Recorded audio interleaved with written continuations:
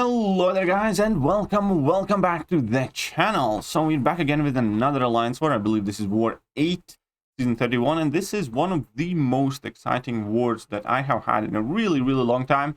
And it has everything. It has very close fight, it has drama, it has problems, it has controversy, and this was one of the wars. This was the war that kind of grasped my attention the most and reminded me why I enjoy alliance wars in general, and kind of sparked back a bit of my love and affection for this game, and reminded me how interesting this game can be at its best. And I do understand that not everybody feels like that right now, and trust me, I don't in a typical day. But this was one of those kind of better experiences with Model Concept Champions where I was genuinely engaged. I was checking my phone every 15 minutes to track the progress of my team, switching in between line chat and game, then checking how opponents are doing and all of that stuff. And then unfortunately there was a bit of controversy at the end as well that I'm going to address at the end of the video, so definitely stay for that, because it is something that's unflattering, but something that has been dealt with, and I think it is important to put it out there as well. So definitely do not kind of skim over that. I will talk about it at the end of the war video. But meanwhile, let's just start the war itself. So New Nation against TCN, both very capable alliances. So war is well underway by the time I'm starting up. I'm starting on section 9, sorry, on path 9 in section 1, and first thing is, this was not meant to be my path in section 1. I was asked to swap after joining, so I was not necessarily, super prepared, or I was not necessarily like super confident in doing these fights.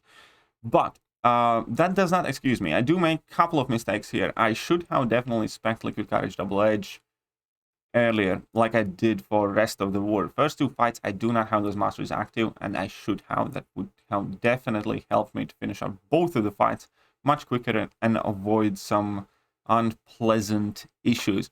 And I do make some mistakes here in these fights as well, and that is one of the things what I feel the Alliance War attacker bans have brought to the alliance wars, where a lot of people now are forced to take a lot of fights that they are unfamiliar with.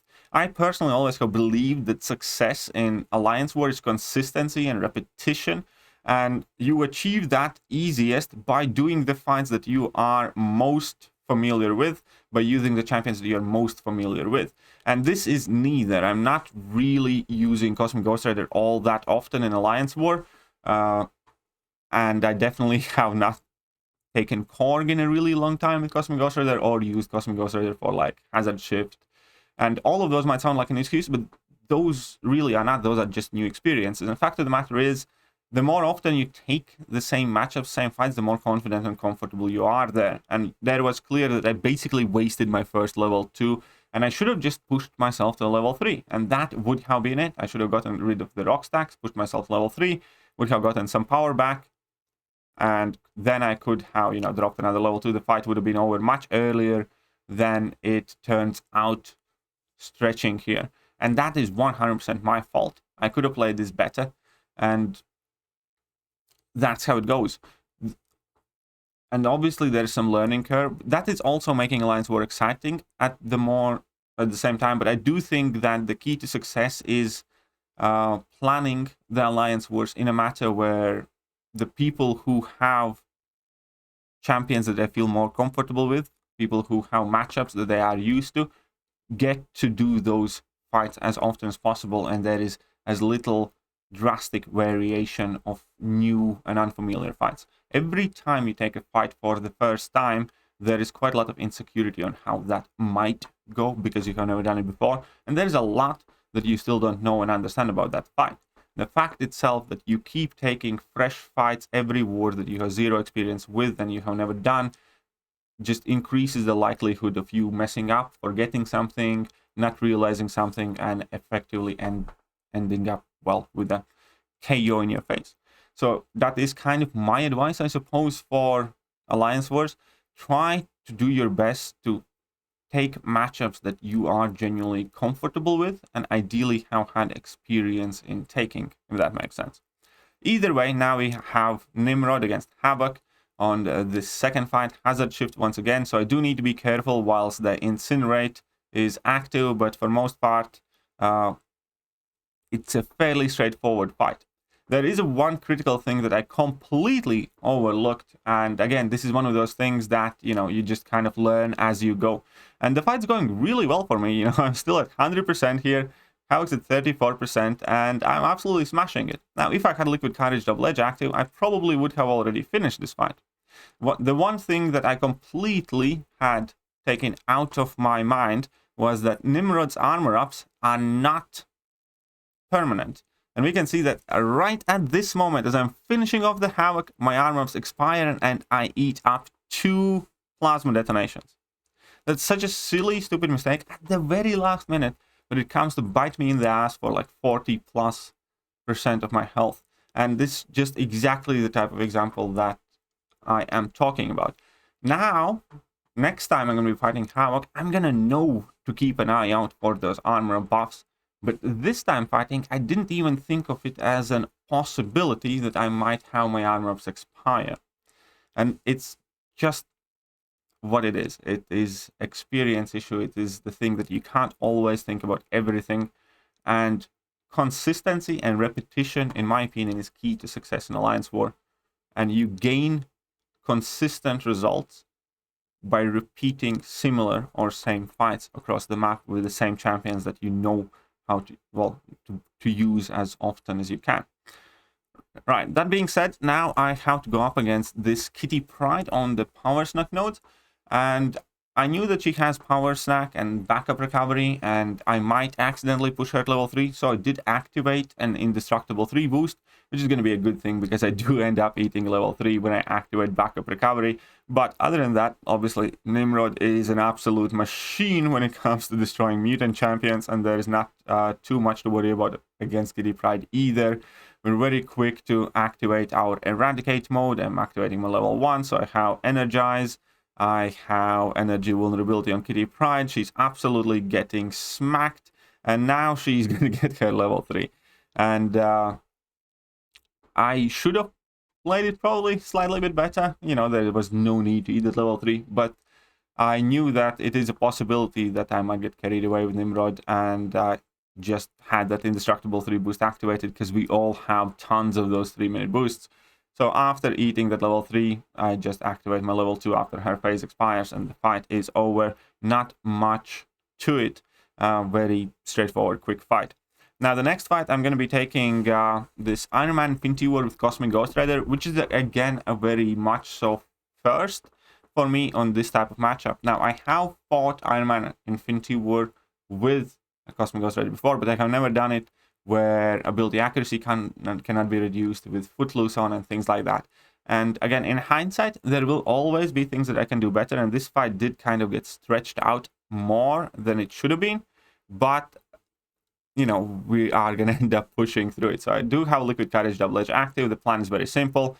I go in for a heavy attack, so I want to finish combo with a medium Lao, and I will go for a combo with light attack.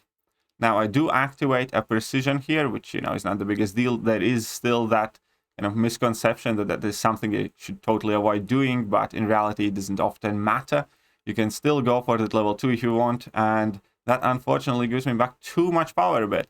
And I should have just tried to use another level 2 there probably, but I don't. And now he is in that 14% mark. All my armor breaks are expiring, and he was unstoppable. So I'm hoping that I can knock him out with this level 3, which is going to give me a big Fury buff. He did not have any armor ups active, but I was unaware of this interaction as well, where he seems to activate his armor ups during my level 3, and I only do 4% damage to him, and he has like 6 armor ups.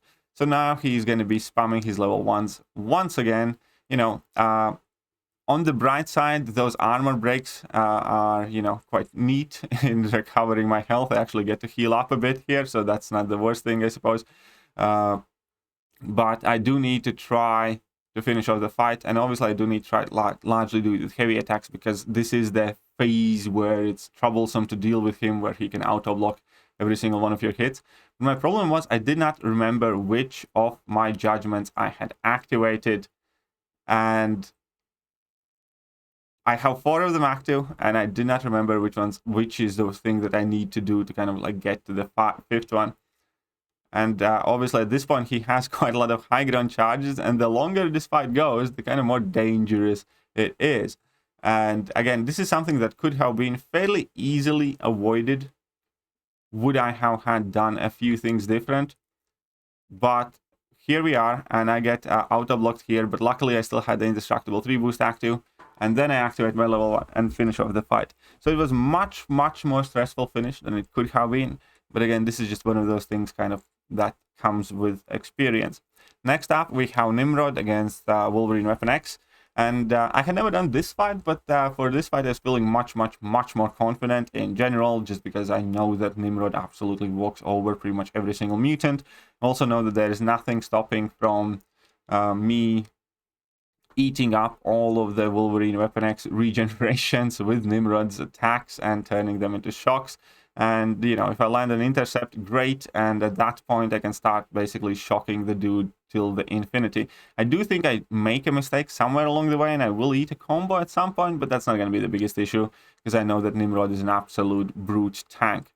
So here I'm doing everything fine. I get caught on dashback, so here I do get hit, unfortunately, but at this point, you know, I'm free to do whatever I want to the guy. Unfortunately, I did not land that intercept before using that level 2, so I didn't quite finish off the fight there.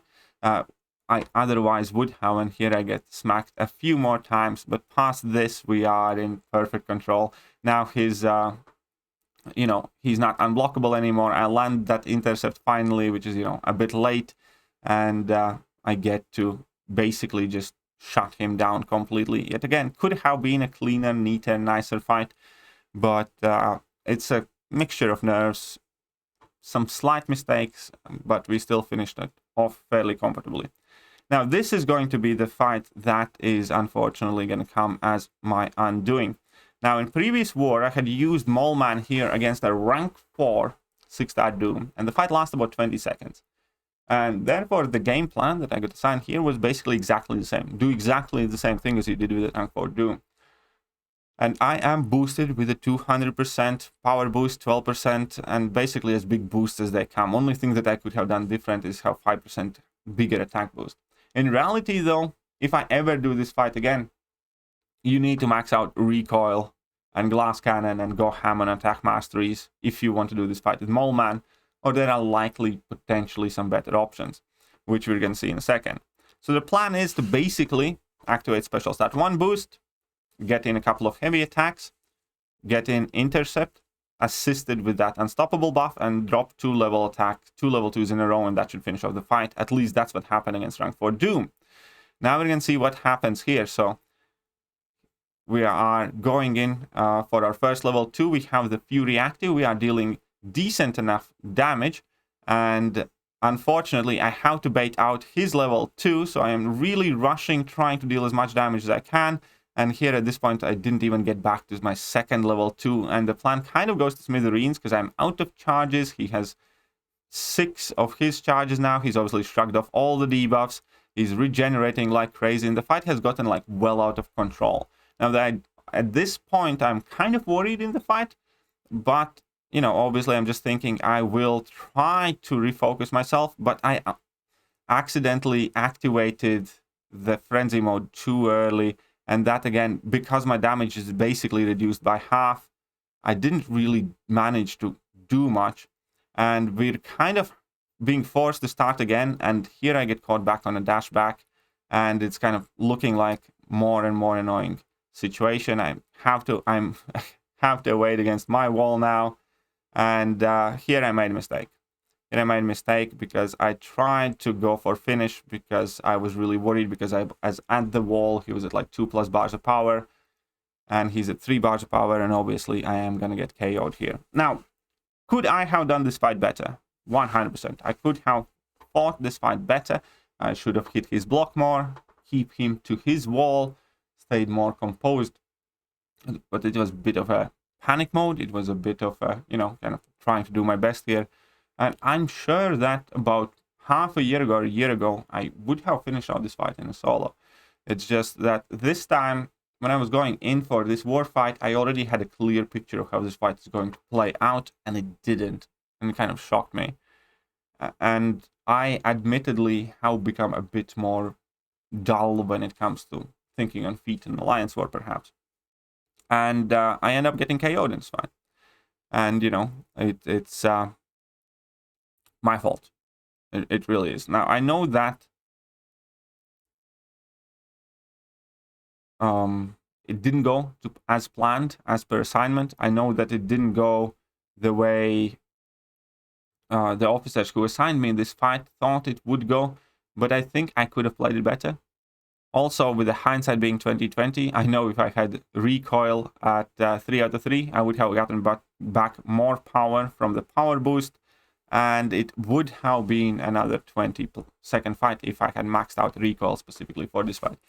This is one of those fights where, hindsight's 2020, I rewatched the fight, I know that I made some mistakes in the fight, I also know what I could have done differently before the fight, had I known the way it's going to go, but because you can't see everything, you can't think of everything, and because I had never done this particular matchup before, it ended up being a KO. And this is again the point that I'm trying to make, where the more firsts you have in a war, the more first time matchups, the more first time using this champion in a war, the more first time, having this matchup or having this path or doing these nodes, the more likely you are going to get KO'd.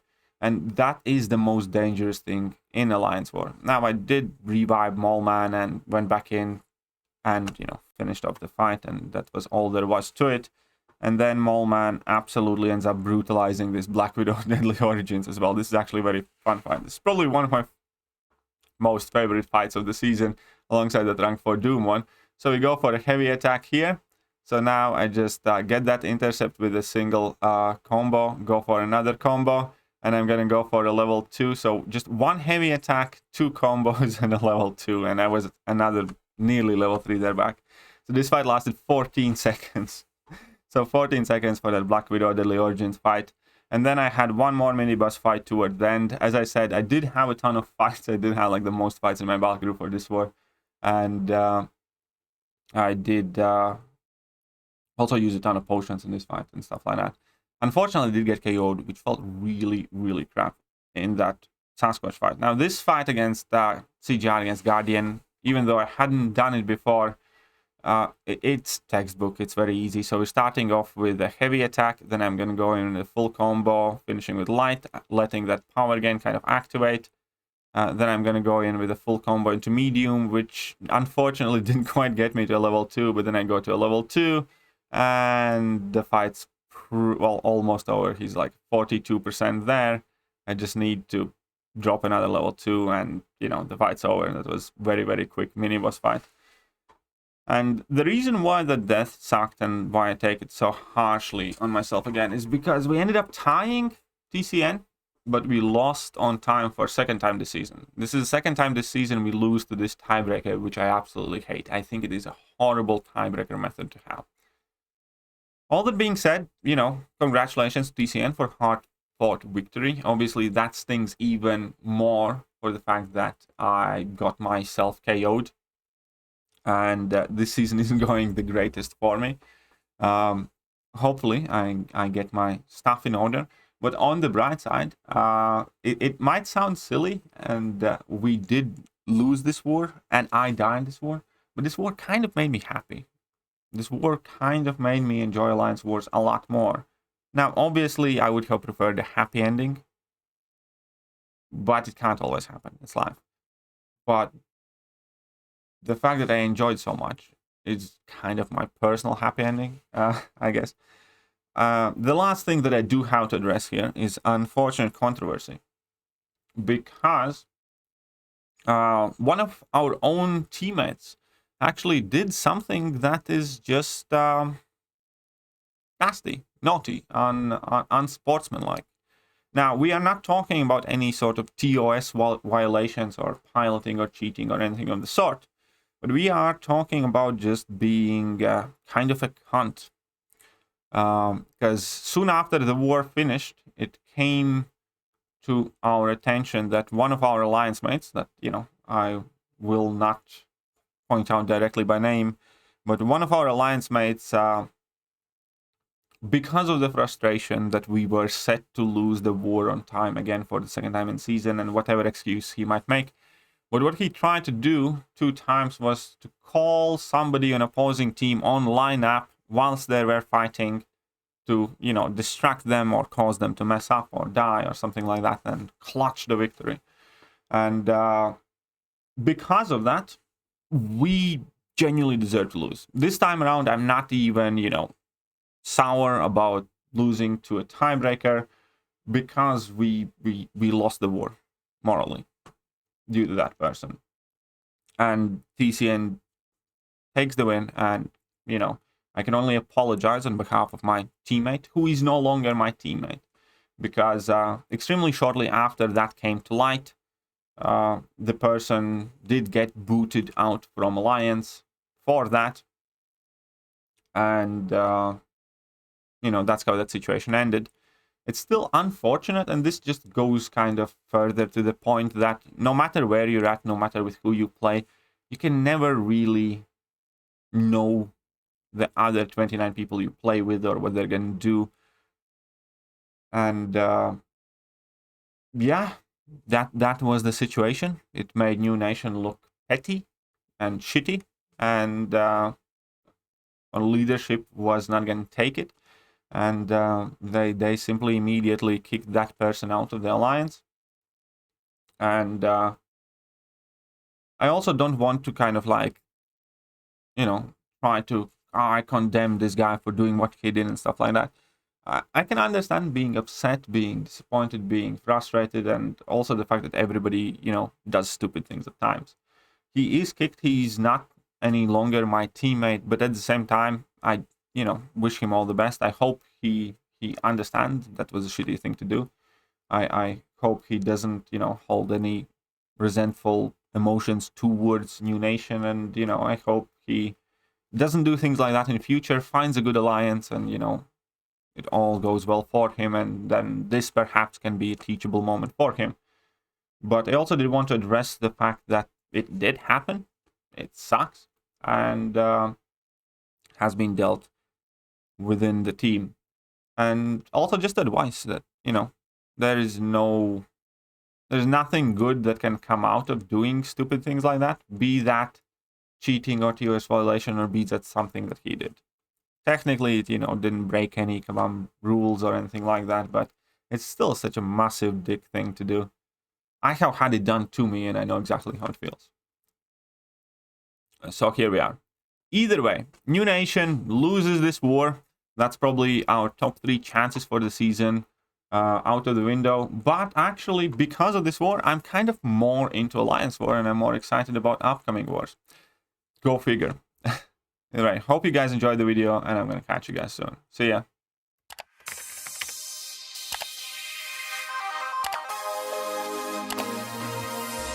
Hello there guys, and welcome back to the channel. So we have all the information about